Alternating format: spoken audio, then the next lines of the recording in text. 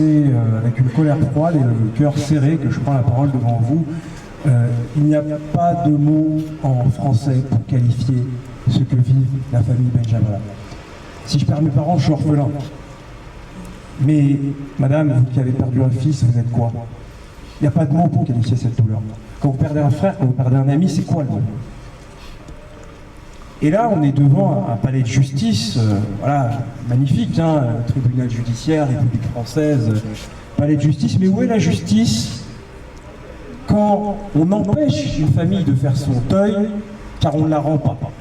Quand on essaie de faire passer un crime passionnel, enfin, de faire passer un crime raciste pour un crime passionnel d'un ancien mari jaloux, alors qu'en réalité, on a un acte qualifié de crime, de meurtre, d'assassinat, donc meurtre avec préméditation, raciste, on a une circonstance aggravante là-dessus. Tout ça, c'est passible de la prison à perpétuité.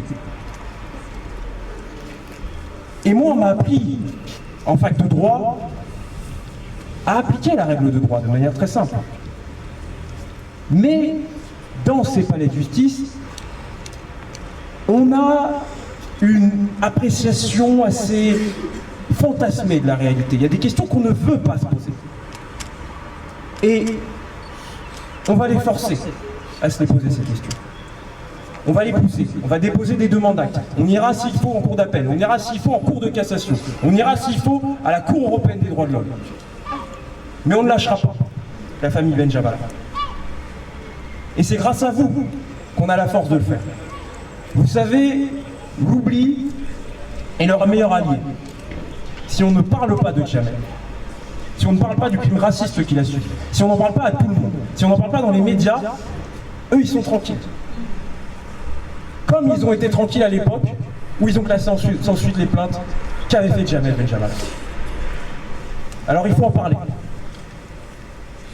Il faut se tenir aux côtés de la famille Benjabala.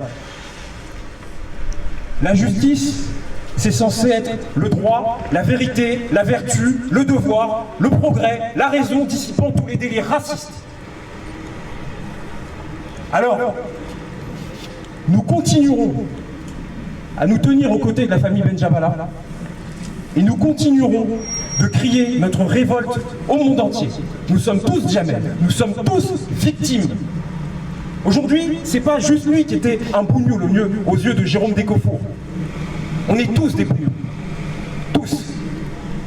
Et à l'aube d'une peut-être probable arrivée au pouvoir de fascistes dans notre pays, Djamel en réalité c'est la porte d'entrée.